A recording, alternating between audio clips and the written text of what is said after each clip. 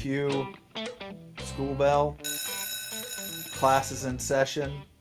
Here we go. In this segment, we basically take a deeply researched topic. Kyle and I trade off, um, kind of the responsibility for having deeply researched it, and then we teach the other one. And so, kind of, I'll tee it up this week, but I am not the one that researched this. This is very much KG's domain. But Kyle, I'll tee you up. Man, we have in kind of the providers that we work with. Obviously, we work with a lot of providers that do cloud migration, but we also work with a whole lot of co-location providers, which is a booming market. Like, prices are going through the roof, space is hard to find. I just saw something the other day. Blackstone's doing like I think it was billion with a B, $25 billion build out of QTS. After they acquired them, like, they're building a ton of space. Like, obviously the market's booming in colo, but man, they all tell me repatriation.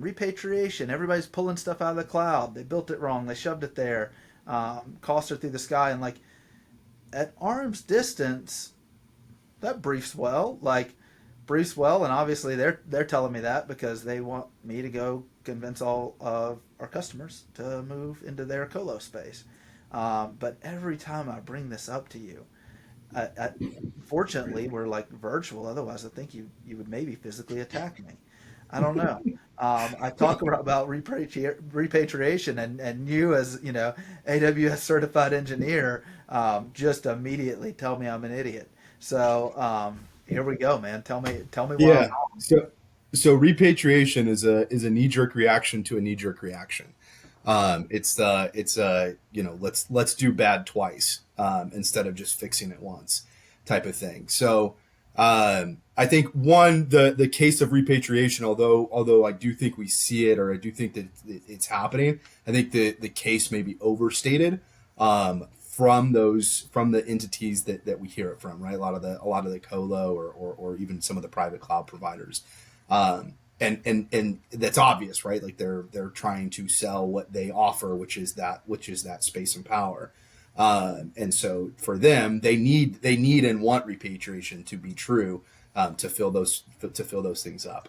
But if you look at the overall market shift of how much is going to cloud versus how much is coming back out, it is very much a heavy flow in one direction and a trickle in the other direction. So I don't see this massive backlash or this massive pour out from the cloud that maybe that they describe it in.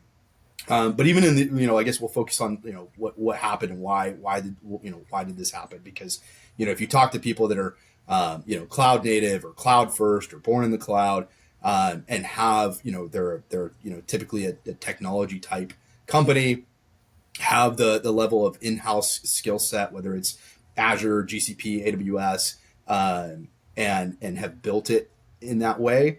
I don't see a lot of them going, oh my gosh, my cloud bill's too much, or I need to like go pull this thing on premise. It just doesn't make sense in a lot of ways.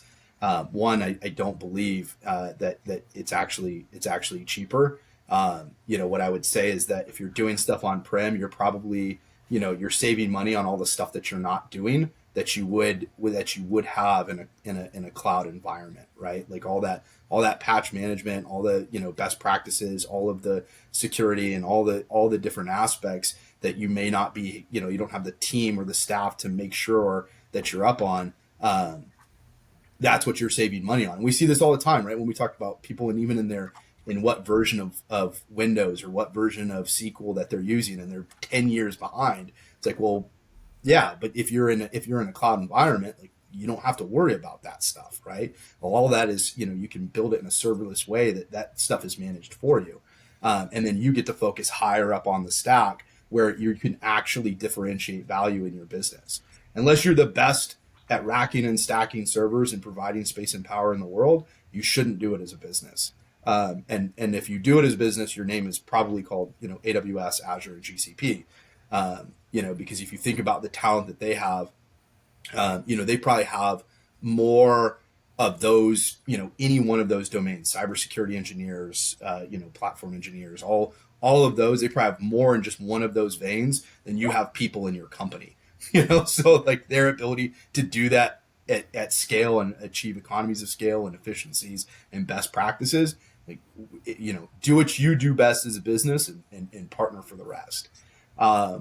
So I think going back to, what happened, how did we end up here? You have what is a data center, and the way that we interacted, or the way that we architected stuff in a data center is very different than the way that we architect and design things in a cloud environment, right? The consumption model is different. The where you're focused at and where you differentiate is different. So if you had a performance issue in a data center, what do? We just throw more hardware at it, right? We vertically scale, bigger and more. Well, that is problematic in cloud. So if you took your data center and you just took everything that you did, and you took the same practices and the same framework, and you dropped it in a cloud environment, then yes, you're probably going to have some issues, right? Like, if you haven't thought about spinning up and spinning down resources, if you haven't thought about, how you horizontally scale versus vertically scale your infrastructure, and if you're not thinking about how do you codify or put data storage policies so that you can get different tiered level of storages, or if you can do reserved instances on your compute so you can get cheaper scale. If you haven't done all of those things, then yeah, you probably are and I'll steal a phrase. I was talking to a gentleman this week, and we were having this exact conversation. And he called it data center as a service. He's like, if you took your data center and you put it in the cloud and you're treating it as data center as a service, you're going to fail. And then when you try to rip it out and you go back to on-prem, you're going to fail again, because all of your competitors that figured out how to use and leverage the agility of cloud and the scale of cloud you're going to be able to iterate, and have a product velocity that far outreaches what you can do when you're having to do deployment cycles of racking and stacking servers, ordering hardware. As you mentioned, like, that space and that power is hard to come by. The hardware that you were going to put in there is hard to come by. Whereas, I can log into AWS right now and I can go spin up 100 servers, and call it a day. And so, like, the ability to do that is just, it's night and day. So there's a really public case of repatriation. I'm a challenge on here. I knew it going in. I had to pull it up a little bit while you were talking, because I want to see if you're truly right in all cases here. And it was Basecamp. So Basecamp moved their project management platform, and email service. Hey was the name of it. HEY. They moved it off the cloud. It was in AWS. They were spending a couple $1 million a year on it. And they moved it back. And now, like, I don't know. I have no idea. Basecamp definitely. I don't know that they were built cloud first, right? I mean, they've been around. They've been doing this a little while, so I'm not familiar with it. But I'm reading, like, through some of the details. Their CTO very publicly, and I knew about this because I initially saw it on LinkedIn.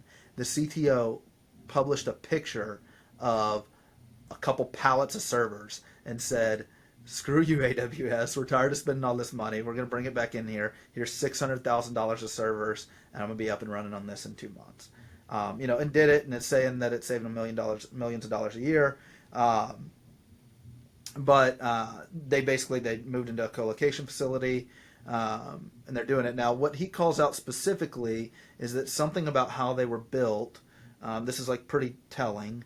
Or how they had architected it, was using some pretty expensive services, specifically Aura, RDS, and OpenSearch services in AWS, and that was like half of their AWS bill. So, I don't know if it's something about, like, I don't know if there's different option for how they could have done that with different services, or if truly, like, those were critical components in the way that they had it built, and it couldn't be built a different way. The other piece I don't know here is there an opportunity for a hybrid model where they take that half, and those services specifically, and they're able to run those in a co-location or private cloud facility or infrastructure service or whatever model, and then actually make it, work coherently with the other AWS services. Like, I'm not intimately familiar enough with that. I think the thought I've had is it's like most things in life, it's probably not a full either or, right? Yeah. There's gonna be things that are less expensive to run in other environments, but Yeah, as, I as think cloud engineer, that case study, I think time will tell. And I would, I don't know I don't know the specifics, and there may be some nuance there. And I guess I'm not so stuck that I say like everything all day every day would be AWS. There may be some instance and some edge cases that do make sense as you iterate through. But I do think is like a guiding principle, cloud native, cloud first, in all of those things. Because if you're not a data center, right? If you're not in the business of racking and stacking servers and providing that colo space, then don't be in the business of racking and stacking servers. Abstract that away and get to a higher level of differentiation. And if cost is the main component, I think long term that piece works itself out. That's capitalism kind of 101. Like technology is naturally deflationary, and so as those things, think of the iPhone or some of the other technologies when they first came out, they were cost prohibitive. Now every 10-year-old has an iPhone, and easy so now. That's a little young. My 10-year-old. Hopefully, she doesn't listen to this and think she's getting young. yeah, mine doesn't either. But as how widespread that technology is available and accessible to the general populace, and we see that in internet bandwidth, right? And the cost of connectivity has always gone down, and so we've just consumed more and more of it. So again, So I guess going back you to that use think case, basically, by if companies don't force themselves to learn this muscle, it's another way of becoming a laggard. yeah, I just think that like okay, so they saved some near term money and gave up long term agility. Because even in that thing of like I've got a pallet of servers and I'll see you in 2 months. It's like, well, in AWS, like I'll go click a button and the servers are there, right? Like Right. that's just again, it's not the same level of agility, and you're going to end up over provisioning. You're going to have servers sitting there that aren't used. Now, if that is the skill set that you have in house, is that's how you architect things, then you're going to gravitate towards that model. You've got to get the discipline of we're only paying for what we use, so we only need to use what we need, right? If you still come with that over provision model, then cloud becomes a very costly thing. But on this other side of that, I've seen people run, in entire different types of environments for like $1 for, this type of service, or, $100 here. And it is extremely, a low entry point or a low threshold.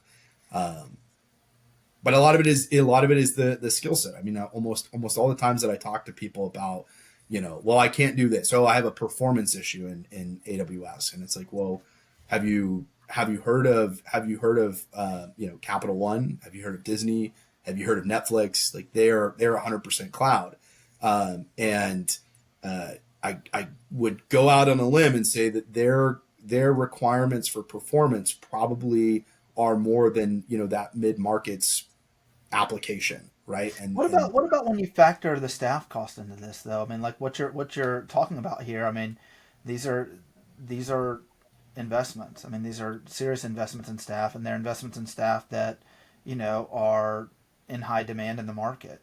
yep, Like your fundamental opinion here is it's a pill you have to swallow, essentially. it is, but I think it's a mindset shift versus necessarily just the pill, right?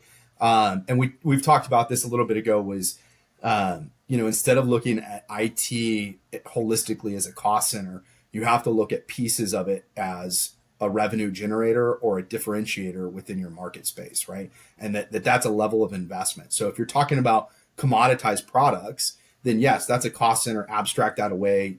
Let's get it as low as cost as possible. But if you're talking about higher up the stack and things that you can actually, have a disruption in your industry or differentiate against your competitors, have more agility, have better product velocity, all of those things. Well, those are the things you want to invest in. Those are the things you want to spend the dollars in, because it's what's going to lead to that top line revenue growth. Um, so I do think it's a little bit of a culture or mindset shift from where IT has historically been. But I think over time it will prove itself out, and it really largely has, right? I mean, if you look at like the largest disruptors in different the market space, these are people making technology investments: Airbnb, AWS, Uber. Even the other side of it, Amazon as a platform, like all of this stuff where they're making large technology investments and think of technology as core to their product, if not their product itself. Interesting. I mean, repatriation does seem to be a thing. It does seem to be happening, but I think in almost every instance that I've heard about it, it's not, hey, we're moving everything back. It's we're moving some things back, and it's limited, kind of like you said initially, right? A trickle. I think it is. It's a little deceiving because you've got a lot of pieces moving here, right? And so like you're looking at the cost of colo going way up. Space is hard to find, but it's not because it's moving out of the cloud. It's just more and more demands. Yeah. Uh, Interesting. Okay. And I mean, I know a lot of the colo projects we've worked on have not been repatriation driven. They've been real estate or facilities driven. Like, hey, we moved work from home and we would like to get out of this office lease because no one's coming in here, but we've got, you know, 20 racks here. Like we've got an on-prem data center. Let's put it somewhere else. Or like it's been things like that much more than it has been help us move this out of the cloud. As a matter of fact, I don't know that we've worked on a single one that was help us move this out of the cloud. No, in the room that I was in the other day, sitting there with 50 different CIOs, not a single one of them were talking about repatriation. Every one of them, if they weren't already fully cloud, we're talking about the day, what date they were shutting down all the data centers and moving out of either on-prem or colo facilities, and that they had already put dates on it, to retire those, retire them. Interesting though, because I mean, the data center market is booming. Like it is booming right now. And there's a lot of smart money investing in building there. So I mean, I think it's really more of maybe edge computing's driving some of it, a little bit. Interesting stuff. Okay, I will consider myself partially educated here. Obviously, more will need to happen, but I appreciate the education. Yeah, yeah, it's good. It's a good talk.